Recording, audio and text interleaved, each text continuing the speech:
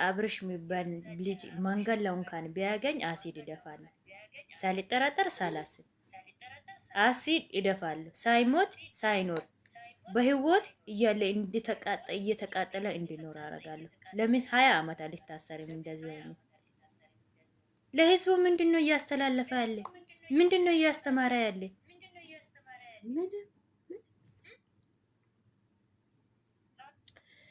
ሰላም ጤና ይስጥልኝ። እንዴት ናችሁ? እኔ በጣም ደህና ነኝ፣ እግዚአብሔር ይመስገን። እንግዲህ እንደሰማችሁት እህታችን እርር ቅጥል ብላ አብርሽ ላይ አሲድ ደፍቼ በህይወት እያለ ቆሞ እንዲቃጠል አደርገዋለሁ፣ 20 ዓመትም ቢሆን ልታሰር እያለች ነው። እንግዲህ እህቴ ምን በወጣሽ፣ ምን በወጣሽ አንቺ 20 ዓመት የምትታሰር ምን በወጣሽ? ሩታ እኮ ፍትት አድርጋ መገላገል ትችላለች። ህይወት ይቀጥላል። አዲስ ህይወት ትመሰርታለች ማለት ነው። አብርሽም አዲስ ህይወት ይመሰርታል። አንቺ ምን በወጣሽ ነው የኔ ውድ እስር ቤት የምትቃጠዩ 20 ዓመት ሙሉ? እንድ መስዋዕትም አትክፈይ፣ ከራስ ላይ ንፋስ ይባላል የኔ ቆንጆ። እንግዲህ ሁኔታው በጣም ያቃጥላል። ሁኔታው ያናድዳል። ይገባኛል የተሰማሽ ስሜት። ለዚህ ትውልድ ምን እያስተላለፈ ነው ያለው እያልሽ ነው እንግዲህ። ለትውልዱ አብርሽ እያስተላለፈ ያለው ዝሙት ነው ማሬ፣ ዝሙት ነው የሚያስተላልፈው፣ ሌላ ምንም አይደለም። ነገር ግን አንቺ እሱ ላይ አሲድ ደፋለሁ በማለትሽ ትልቅ ስህተት ነው። አንደኛ ለራስሽም አስቢ። ማግባት አለብሽ፣ መውለድ አለብሽ፣ ብዙ ነገር ይጠበቅብሻል። ቤተሰቦችሽ ይፈልጉሻል። ምን በወጣሽ እንዴ? ሆይ የኔ ውድ ምን ሆነሽ ነው እንደዚህ አይነት ሀሳብ የምታስቢው? እና ለማንኛውም ማለት ነው ይህን ሀሳብ ከጭንቅላትሽ አውጪው። ግን ሁላችንም ተናደንበታል አብርሽ በሚያደርገው ነገር። ብዙ ሰው የሚወዱት የሚያከብሩት ተመልካቾቹ፣ አድናቂዎቹ በጣም እየተናደዱበት ነው ያሉት። ምክንያቱም ከአንድ ባለትዳር ወንድ እንደዚህ አይነት ነገር አይጠበቅም። ይኸው ብሎ ብሎ ብሎ ብሎ ደግሞ ጭራሽ ተያይዘው ከሀገር ሊወጡ ነው። ምን አለች ትሉኛላችሁ? ሄርሜላ ከአብርሽ ማርገዙ አይቀርም፣ ማርገዙ አይቀርም። አሁን ከሀገር ይዛ ወጣች ማለት በአብራው ትተኛለች። እሷ የምትፈልገው ይሄንን ነው። አብርሽን እስር አድርጋ ማለት ነው ማስቀመጥ ትፈልጋለች፣ ምክንያት ትፈልጋለች። እና እሱም ደግሞ ዝም ብዬ ሳስበው ከእሷ ጋር ሲሆን በጣም ደስተኛ ነው። እሷ የምትለውን ይሰማል። ፈገግታውን አይታችሁት ከሆነ አሁን ትናንትና የተሰራው ቪዲዮ ላይ ራሳቸው አቤላም ብሩክም ከእሷ ጋር እንዲሆን የሚፈልጉት በጣም ደስተኞች ናቸው። ስለዚህ እቅዳቸው ሊሳካላቸው ነው። የእነሱ እቅድ አላማቸው ተመካክረው ሶስቱም ልጁን እንግዲህ ወደሚፈልጉት ቦታ እየወሰዱት ይገኛሉ ማለት ነው። አብርሽ ህፃን ልጅ አይደለም በነገራችን ላይ፣ በሰው የሚመራ ወይንም ደግሞ የሰው ወሬ ሰምቶ የሚሄድ ሰው አይደለም። ራሱ ፈልጎ ራሱ አገናዝቦ ነው እያደረገ ያለው ማለት ነው። እና ምከራው ምከራው እምቢ ካለ መከራ ይምከራው ይባላል አይደለ? እንግዲህ ይሄ ሰው ራስ እንዴት ነው ማለት ይመቸኛል ወይንም ደግሞ በቃ መሄድ አለብኝ ብሎ ከወሰነ እኛ ስላልነው አይደለም በነገራችን ላይ እኛ ታረቁ ታረቁ ታረቁ አንድ ሆኑ ስላልን አይደለም። ህሌናው ራሱ ህሌናው ያ ህፃን ልጅ የተወለደው ህፃን ልጅ አይምሮን ትንሽ እንትን ካላለው እንደፈለገ መሆን ይችላል በነገራችን ላይ። እና ሩታዬ ጠንካራ ሆነሽ ጎበዝ ሆነሽ ካለሽበት ከፍ ብለሽ ማሳየት ነው ያለብሽ። ከዚህ በኋላ ማንንም እንዳትለማመጪ፣ ማንም ሲመጣ ቦታ አትስጭ። ለጮኸ ሁሉ ውሻ ድንጋይ አይወረወርም እንደሚባለው ማለት ነው። እና እንደዛ አድርገሽ ጠንክረሽ ወደፊት እንጂ ወደኋላ እንዳትይ በፍጹም ማለት ነው። እና እንግዲህ ጋሽዬም ትናንት የተናገረውን ሰምታችኋል ሁላችሁም ብዬ አስባለሁ። የመጨረሻ አስታርቃችኋለሁ፣ ዳግም ላይጣሉ፣ ዳግም ላይለያዩ ብሏል ማለት ነው። እኔ ግን አይመስለኝም። ሱስ ያለበት ሰው በትዳሩ ላይ የሚዘሙት ሰው ይሄ ሰው ቢለው ምን ቢለው ምን ቢለው እንትን የሚል አይደለም። በነገራችን ላይ የሆነ ነገር አለ፣ ተደራቢ ነገር አለበት ብዬ ነው የማስበው አብርሽ ላይ። ምክንያቱም የሆነ ነገር ሲባል አንደኛ አዙሮት ይወድቃል። ልጁ ጤነኛ አይደለም፣ ጤነኛ አይደለም። እና ጋሼ እንትን ወደምትሉበት ቦታ ውሰዱት። በቃ ወደ ማንም ሰው በእምነቱ የሚደረግ ነገር አለና ውሰዱና የሆነ ነገር አድርጉት ልጁን ማለት ነው። እና አብርሽ የሆነ ፈዟል፣ በጣም ፍዝዝ ነው ያለው። ከሄርሜላ ጋር በጤናው አይደለም እንደዚህ ጥብቅ ልትም ያለበት ማለት ነው። በዚህ ሰዓት እኮ ቢያድለው ማለት ነው ቢያድለው በዚህ ሰዓት ከሚስቱ ጋር ከልጁ ጋር ሆኖ ደስ የሚል ጊዜ ማሳለፍ ይችል ነበር። ግን እሱ አላደለውም። እሱ ይችን ቂጣም ችን ግብዳ ማለት ነው ማሽኮርመም ማሽሞንሞን ነው የያዘው። እንደምታዩት ምን ነው ርታን ካስረገዝክ በኋላ እኮ ነው ላሽ ላሽ አልከው ማለት ነው። እና እስከ ዛሬ ለነገሩ አንተ ብዙ ጊዜ እኮ ክብር አትሰጣትም ለሷ። ከመጀመሪያ ጀምሮ አይታችሁ ከሆነ አብርሽ ብዙ ጊዜ ሴቶችን እያክተለተለ ነው የሚመጣባት። ሳይጋቡም ሳታረግዝም ስንትና ስንት ይዞ እንደመጣ አይታችኋል። በጣም ብዙ ሴቶች ቢቆጠሩ በጣም ብዙ ናቸው። እና ከመጀመሪያም ጀምሮ ክብር እየሰጣት አይደለም ያለው አብርሽ።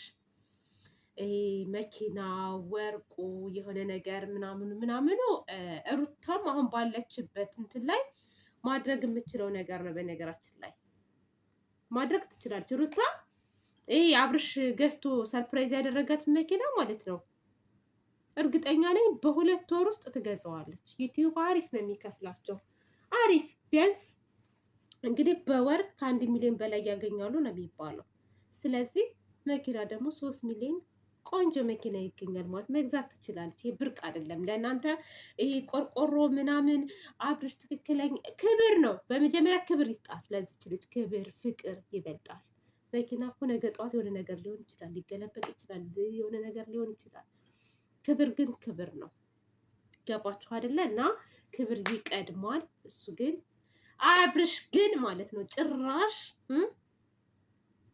እንደፈለገ ሊሆን እንግዲህ ከሀገር ሊወጣ ነው። ከሀገር ሲወጣ ደግሞ ለማየት ያብቃችሁ። ሄርሜላ ባብረው ታድራለች። ምክንያቱም እሷ የምትፈልገው ይሄንን ነዋ። ይሄንን ፓርት ነው የምትፈልገው እሷ።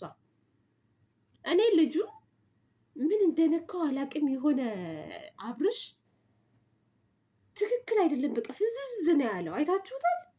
በቃ የሆነ ጅል አሁን ይቅር ይበለኝ እንጂ የእውነት ነው የምላችሁ። የሆነ ሰዎች የሆነ እንዴት ነው ምንድን ነው የሆነ ቃላቱ ራሱ ጠፋብኝ። እውነት ነው የምላችሁ ቃላቱ ራሱ ጠፋብኝ። አይምሯቸውን እንትን ያሉ ሰዎች ፍዝዝ ብለው ዝም ብለው መሳቅ፣ ሰው በሚላቸው ነገር ዝም ብለው እንትን የሚሉ ነገር አሉ አይደለ? በስመ አብ ወወልድ ወመንፈስ ቅዱስ። እና እንደዛ ነው የሆነው አብርሽ። በጤናው አይመስለኝም። እና ጓደኛ የለውም።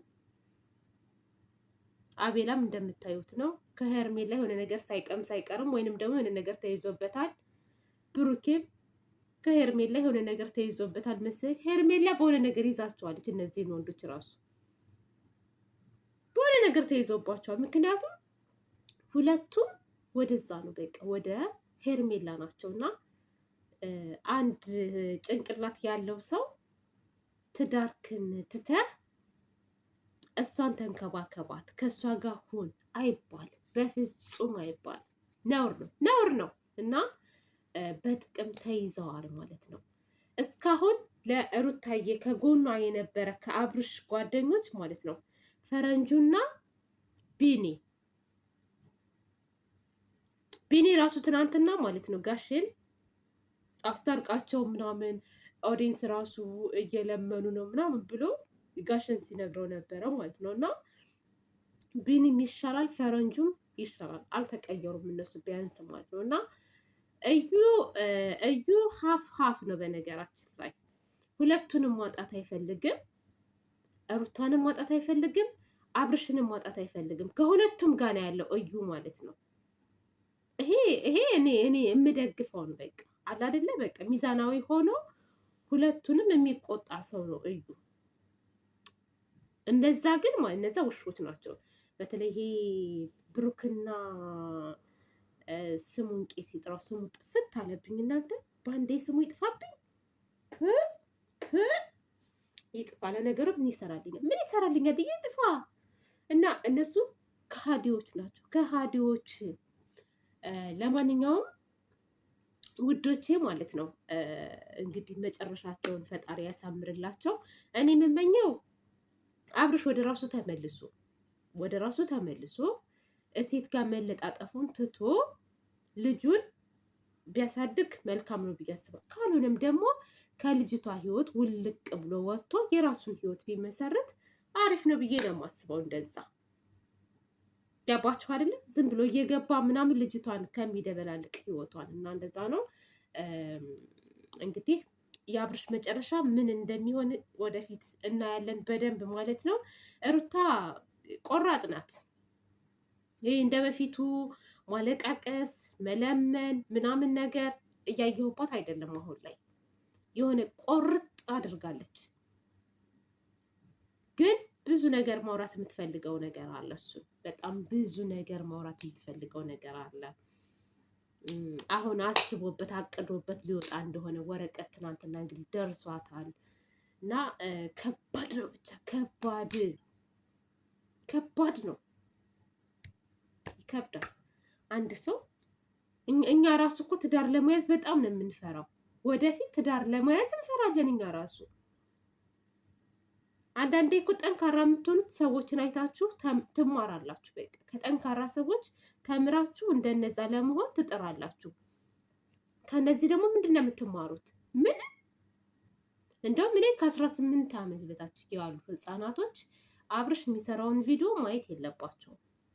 እኛ ትልልቅ ሰዎች ነን፣ እናውቃለን የሚጠቅመንና የሚጎዳንን። ግን ህፃናት ማየት የለበትም። ምክንያቱም ወደፊት በትዳር ላይ ዝሙት እና እህታችን ግን ወዳ አይደለም አሲድ እደፋበታለሁ ያለችው፣ ወዳ አይደለም። ግን እኔ አልመክርም፣ አሲድ አብርሽ ላይ እደፋለሁ የሚለውን አልመክርም። ምክንያቱም ቢያንስ ለልጁ ይኑር። እስኪ እንደው ተራርቀውም ቢሆን እኮ ለልጁ ይኑርለት። የኔ ውድ እንደዚህ አይነት ሀሳብ አታስቢ።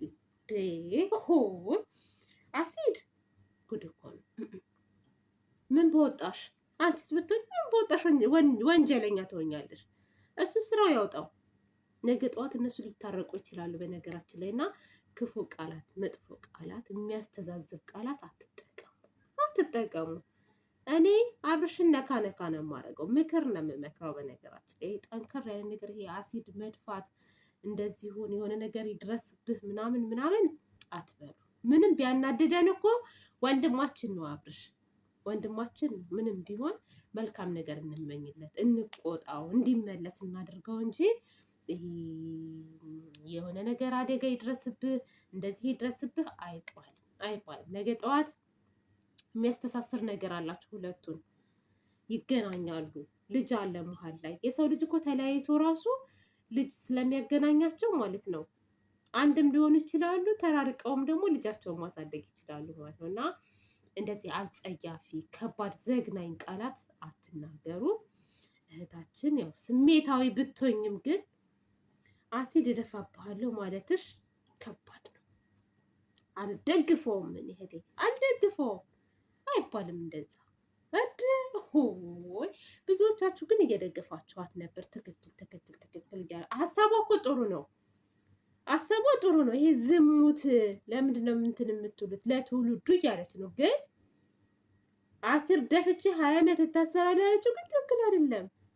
እንዴ አንቺ ህይወትሽን መኖር አትፈልጊም እንዴ? ለአንድ አብርሽ ብለሽ ምን በወጣሽ እንዴ? እኔ ልንገራችሁማ፣ እኔ ራሴን እወዳለሁ። እኔ ለሰው ብዬ አልሞትም። በነገራችን ላይ እንዴ ትቀልዳላችሁ እንዴ? ለሰው ብዬ ህይወቴ እንዲመሰቃቀል አልፈልግም። መኖር እፈልጋለሁ። እንዴ ማግባት እፈልጋለሁ፣ መውለድ እፈልጋለሁ፣ መደሰት እፈልጋለሁ፣ ከቤተሰቦቼ ጋር መሆን እፈልጋለሁ። ምን በወጣኝ በአንድ ወጠምሻ ገና ለገና ትዳሩን ተወ ወይንም ደግሞ በትዳሩ ላይ የሆነ ነገር አደረገ ብዬ እሱን ለመበቀል ብዬ ህይወቴን የምደበላልቀው ለምን ብዬ እንዴ? ለምን እንትን አይልም? ምከሩት፣ በቃ ምከሩት። አልሰማ ካለ መከራ ይምከረው። ከዛ በተረፈ ጋሼ ልጁን ይቆንጥጥ፣ ልጁን ይናገር።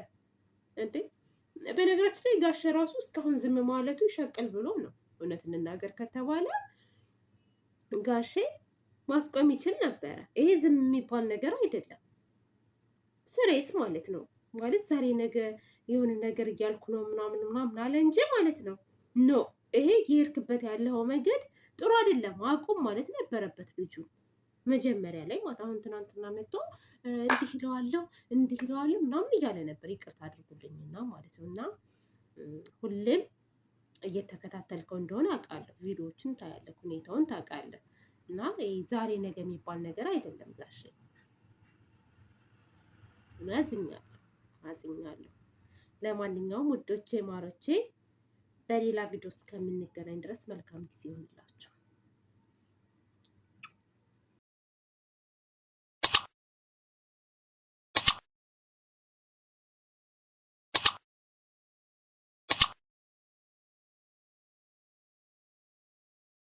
ተሰርተሽ የደራ ልጅ ተኩለሽ የመሬ